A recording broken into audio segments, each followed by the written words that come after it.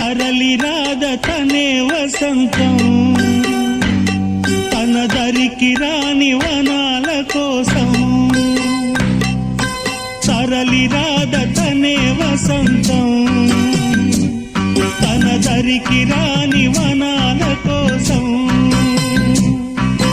గగనాల దాకా అలసాగకుంటే మేఘాల రాగం ఇలా చేరుకోదా తరలి రాద తనే వసంతం తన దరికి రాని వనాల కోసం